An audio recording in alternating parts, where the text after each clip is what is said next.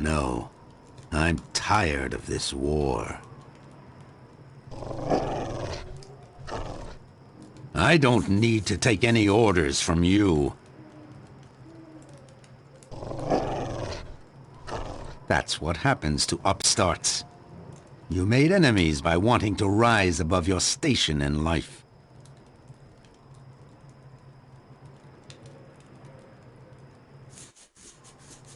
Nar Havas has gone over to the enemy? Well, I guess we really will have to wage war. Leave my tent. I need to prepare myself.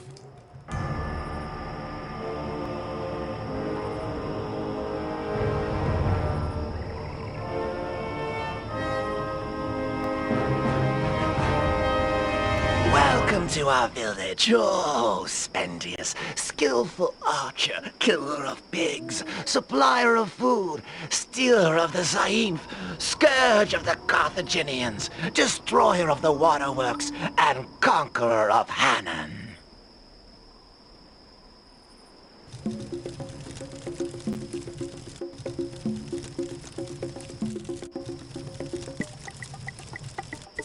We are glad that you've captured Hannan. On the other hand, we haven't had a feast in a while, and our spirits are accordingly low.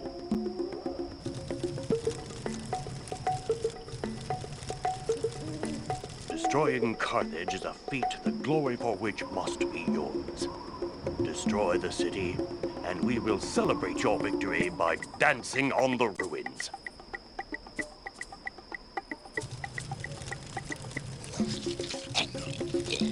We know not how to wage war on an empty stomach.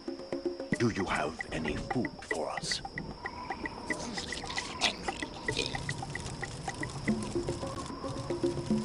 We don't feed ourselves with faraway hopes. What can you offer us this very minute?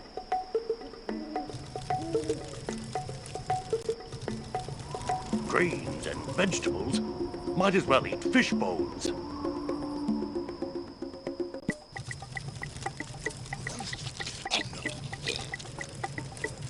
Those are just snacks, only good for preparing us for the main meal. Hannan himself. No, he doesn't look too mouth-watering, I'll grant you that. But once roasted and prepared, he would be a succulent meal.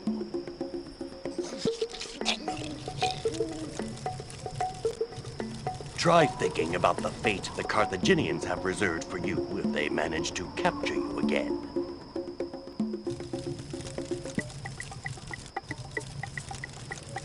Done deal. In exchange for Hannan, we swear to follow you into battle.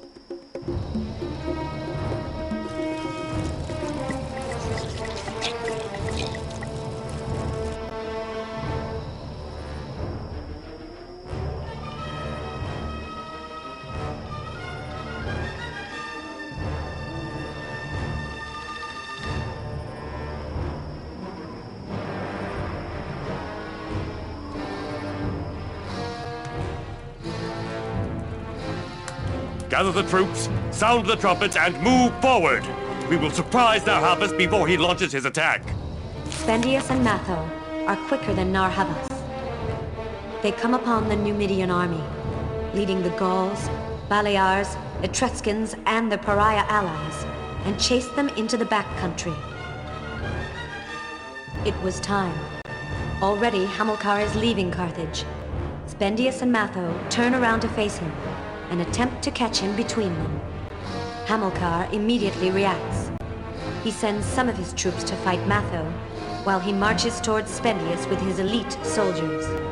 To the south, Matho is victorious and pushes the enemy back into the city. To the north, Spendius is having problems. He quickly understands that he cannot hope to conquer, by normal means, one of the era's best generals. To save his army from being totally destroyed, the adventurer must retreat towards the Solitude Mountains. Alas, this happens to be the exact spot where Nar Havas has regrouped his forces after his defeat. Like wolves heading off game, Hamilcar and Nar Havas push the mercenaries into the Hatchet Mountain Pass.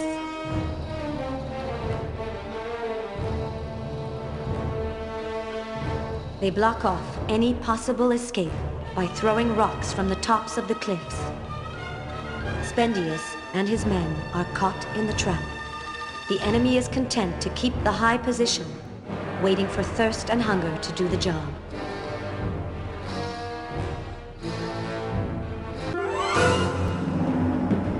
It's your fault that we're trapped here, Spendius.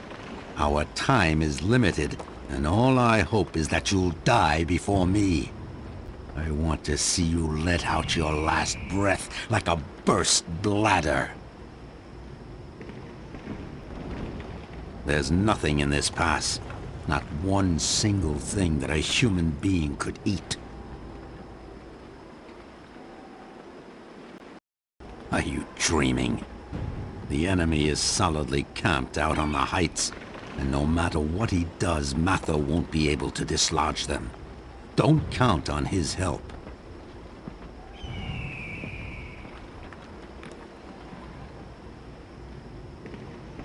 Leave this sewer?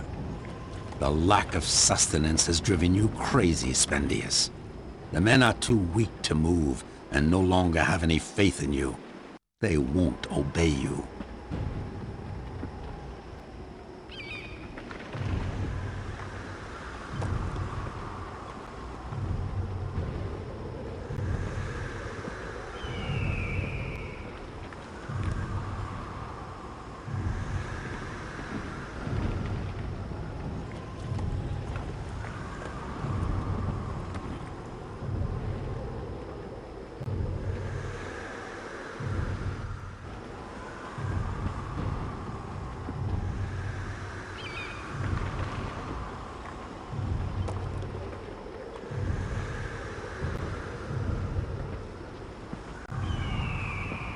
May you be torn in half by Guzil and burnt by Moloch.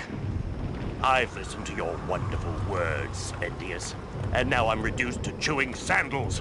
Give me something to eat, and I want fresh meat, not carrion or bits of leather or roots. Too bad. If you had chosen to be generous, I could have done likewise.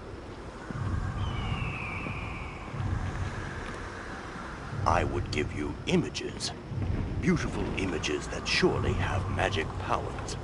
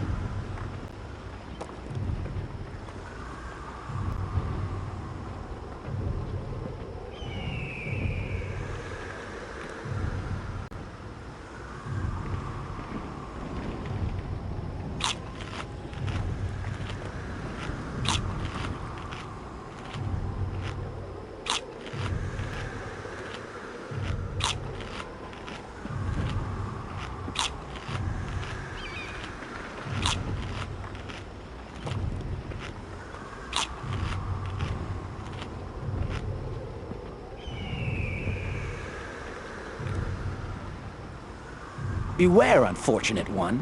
The cactus you've just picked up is no doubt poisonous. I've seen men writhing on the ground after having eaten such plants. Give me the cactus so I can have a closer look at it. Too bad for you. I warned you.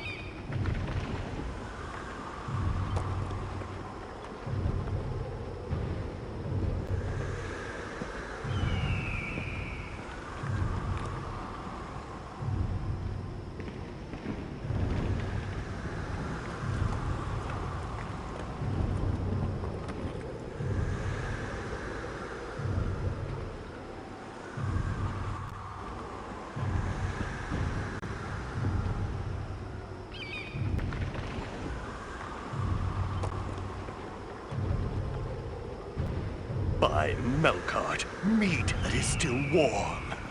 Thank you, Spendius. In exchange, take these precious images that I found in this room.